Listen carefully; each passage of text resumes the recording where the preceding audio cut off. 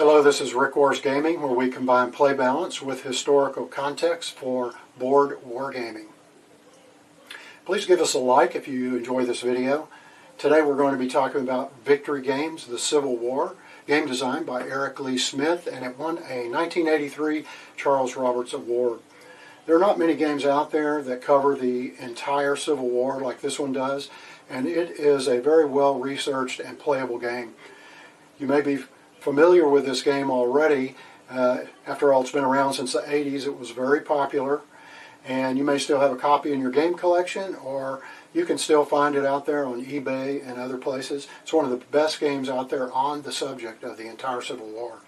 And today we're going to cover some ideas when playing this game, Solitaire. I got this game because it's a Charles Roberts Award winner, which has always been a reliable indicator of a very good war game. But I didn't play it right away. The Civil War seemed so one-sided to me historically that I wasn't sure you could get a playable game out of this subject. And when I opened it, I found a 55-page rule book, and I wasn't sure I wanted to go through that rule book either. But I eventually discovered that the rule book is an easy read and can get you quite familiar with the game design very quickly. The game design is the core of this war game. Gamers like historical war games because you learn so much about the military details that are not found in a regular history book. For example, I didn't know that Lincoln invaded the neutral states of Poland and, different war game. It was West Virginia, Kentucky, and Missouri that were the neutral states. I guess neutral states weren't allowed then either. I seem to remember that in World War II we made kind of a big deal about the invasion of neutral states, but I guess that was different times. Today I am wearing a World War II German Tiger tank t-shirt because a blitzkrieg reminds me so much of Sherman's march to the sea through Georgia in 1864. I wondered how this controversial campaign ended up with such a virtuous and innocent sounding name, March to the Sea. And I found that a Union soldier by the name of S.H.M. Byers penned this name and then presented it to General Sherman, who forever after referred to his campaign as the March to the Sea. Maybe he was trying to divert some of the criticism he was getting when his 62,000-man army caused 2,000 to 3,000 defenseless civilian casualties in his march to the sea through Georgia. He responded to these critics by saying, "It's not war, it's statesmanship." And then later, the respected British military historian B.H. Liddell Hart would label Sherman the most original genius of the Civil War. Statesman and genius seem overly kind to me. One look at the Civil War photographer Matthew Brady's famous photo of General Sherman in his Napoleonic pose should tell you everything you need to know about General Sherman. The military realities of 1861 were lopsided, to say the least. The North outnumbered the South 4-1 in population. They owned all the warships, not a single warship in the South. They had a few ships of commerce, and that was it. And 90% of the country's firearms were also manufactured in the North. So that was quite an advantage from the very start for the North. Scenario 1 is turns 1 through 3 in this game. It's the first year of the war, 1861. There's a relative play balance, even though the North still outnumbers the South 2-1. You can have some back and forth and some interesting battles in this first year of the war. But by Scenario 2, which is turn 4, you're now into 1862, and the Union Navy is fully organized and sweeping the South, blockading southern ports and occasionally invading southern states. And also the riverboats, gunboats, and transports are streaming down the major rivers of the country, invading the South. Also, the army in the east with the Union is the Army of the Potomac. That's already 100,000 strong by this point. That doesn't even include the military forces that are in the Western and Trans-Mississippi theaters either. Turn 4 is also where Robert E. Lee enters the game for the first time. Looking at the leader ratings in this game, you can see that General Lee is the best general in this game, as he was historically. I discovered there's some push out there on the internet to argue that the Union leader, General Thomas, was the best general of the war because he never lost a battle. He was a good brigadier general, but you know, one of my uncles was a very good officer in Patton's Third Army in World War II. But it would be kind of absurd for me to say the same thing about my uncle. But I digress. So now it's turn 4. We're in the second year of the war, and it's way too late in this game for a Southern victory. Although, historically, they came very close several times when the Northern casualties were so high that there were calls for Lincoln to stop the war, which he promptly ignored. So anyway, where was Lee? What was he doing in the first year of the war? What took him so long to get to the field? Turns out it's not hard to find. It's not a secret. In May of 1861, right before the timeline of this game starts, Lincoln actually asked General Lee to command the Union Army. And even though Lee was opposed to secession, he declined this offer primarily because he did not want the war against his home state of Virginia. So Jefferson Davis brings Lee into the Confederacy, where he performs other duties until General J. Johnston is wounded in battle, and then Lee takes command in the field. Now, that was history, but this is just a game. And we have now got an opportunity to create a what-if scenario by bringing Lee into the game turn 1 and see what effect this could have in the gameplay. So I developed the optional rules for Solitaire based on creating this play balance by bringing Lee into the game turn 1. He's already a 3-star general, he's already in the Confederacy, and we can just bring him in the first turn. With Lee in the game, there is now a chance for the victory conditions of Scenario 1 to be achieved by the South. In the rest of this video, I'm going to give an overview of these rules and how to manage the 500 counters that are in this game when playing both sides. I also include a printable copy of any charts and rules that I talk about in this overview. Okay, this is the overview for the optional rules for Solitaire. You'll be using these rules with the existing standard rules. We're not replacing them, merely making some suggested changes for playing both sides in this game. We'll also add some extension rules that have been developed by other gamers over the years, and you can choose any or all of these rules as you see fit. One of the things I found most useful is to use the historical North and South stated strategic goals and objectives at the beginning of the war for each theater of operation. This simply makes it easier to manage forces when you're playing both sides, determining where to use them and how to proceed. The Northern strategy, for example, was to spread the Southern forces by attacking everywhere to achieve total victory. And the Eastern Theater would support that goal by defending Washington, D.C., threatening Richmond, Virginia, and bringing neutral West Virginia into the Union by occupation. And I outlined these for each theater. The South simply had the strategic goal of defending the South from invasion and to win a strategic victory in the field of battle in order to force an armistice. There's also a Far West option in the game. It doesn't affect whether you play this or not, according to the rules that we'll be using. It's for the control of New Mexico and all of the forts and cities there. It requires a separate map. It has separate counters that are different from the counters you're using in the main part of the game, and there are rules associated with their use. One of the captivating features that I found in the Far West option was the Confederate General Stand Waite, W-A-I-T-E. That's the Old English spelling for the word Waite. He was a full-blood Cherokee Indian and also the chief of the Cherokee Nation. Some of the other Cherokees like to call him Stand Hope, You Wait. He must have been a very interesting character. I have to commend the South for bringing him into a brigadier general position and elevate his status as a commander in the field. Very thought-provoking. We're going to be playing Scenario 1 only for the what-if scenario in this game, and use the existing victory conditions for Scenario 1. The reason we're doing that is because there are a lot of bookkeeping features for when you play the entire campaign in this series, and you will eliminate the need for using those in the first scenario.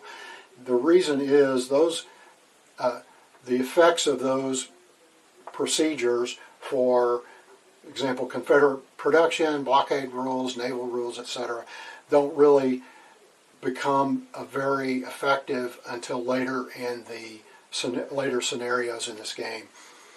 Rule 1 for the optional rules of Solitaire is the game map.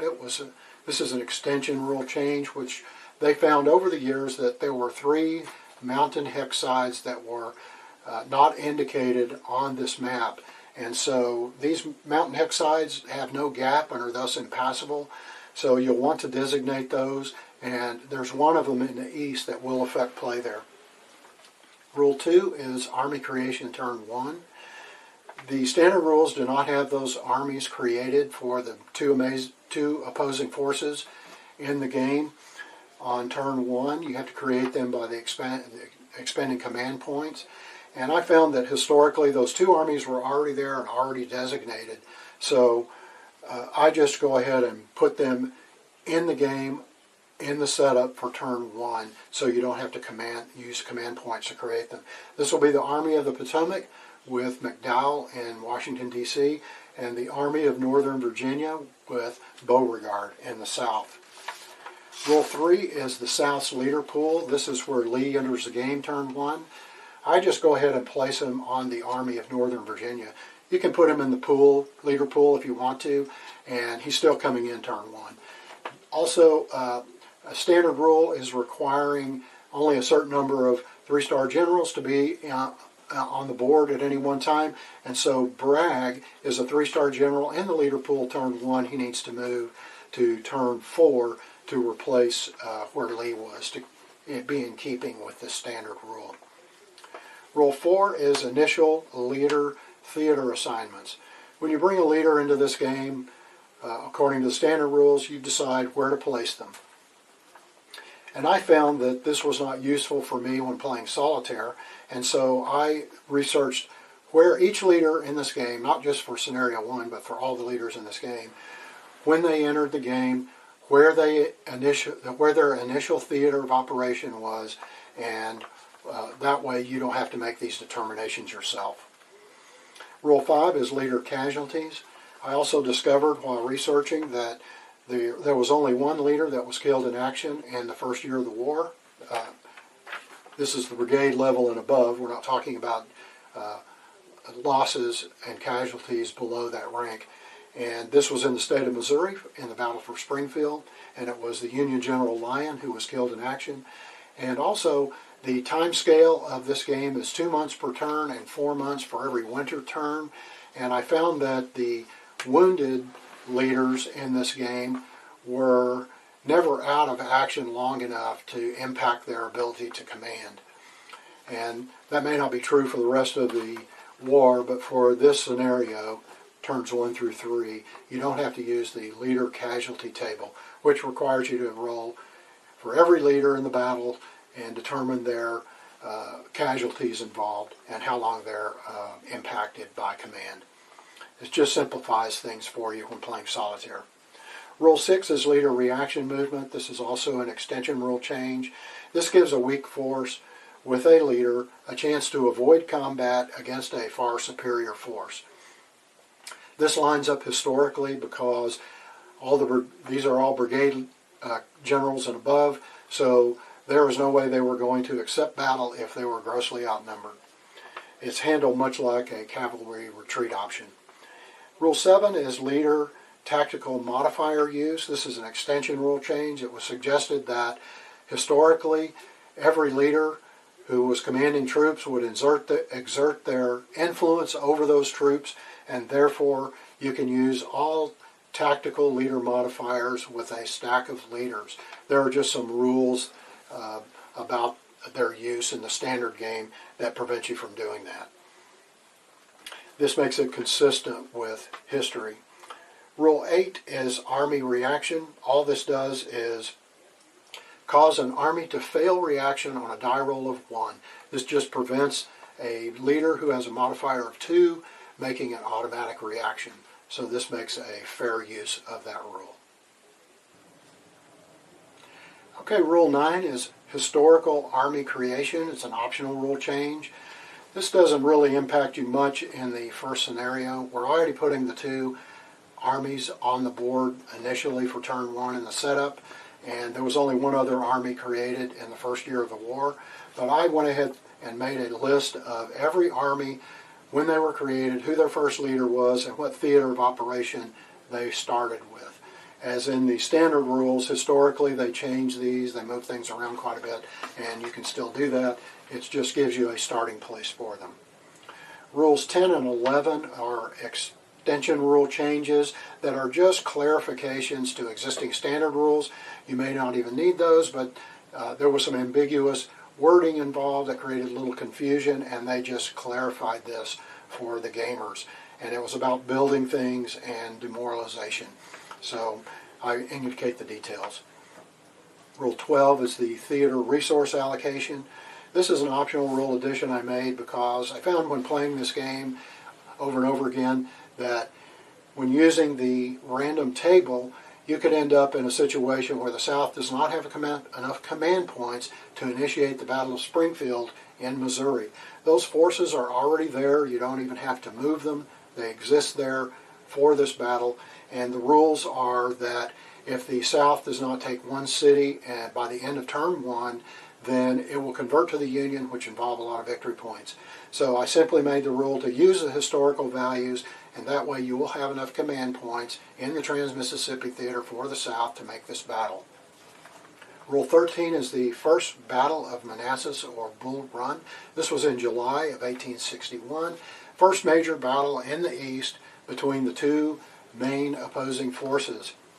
This is an optional rule change I made to create this because it's not involved in the game. It's not outlined.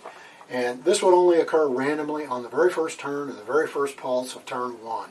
If you want to use this, it just happens by random result. The net result is a Union leadership change. You don't actually play this battle out. Historically, the Army of the Potomac invaded the South with McDowell and 28,000 men. They were going to sweep through the South and capture Richmond, Virginia, and end the war immediately. It was a noble effort, but the army in the south of northern Virginia under Beauregard was in the way, and when they encountered each other and the battle occurred, the South routed the North, and it ended up being a Southern victory, and the Army of the Potomac had to retreat back to Washington, D.C. When this happened, Lincoln then relieved McDowell of command temporarily and replaced him with McClellan.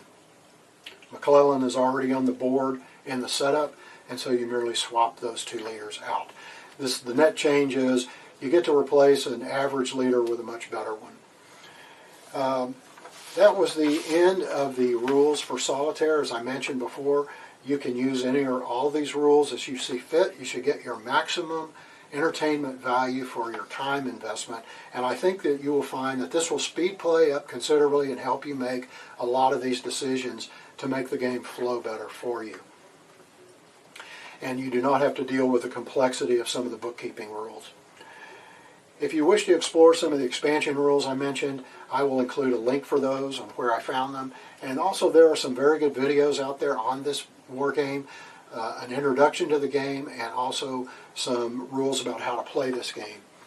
Victory Games of Civil War is one of the best games ever made on the strategic level of the Civil War that includes the entire Civil War. In my estimation, it's the best game out there. I'm grateful that Eric Lee Smith took the time and the effort and the enormous amount of work it would have taken to create this game, and I applaud Victory Games for putting it in production so that we could all enjoy this game. If you give these rules a try, please let me know in the comments how they work for you, and if you can, give us a like. And this is Rick Wars Gaming, and I appreciate your interest.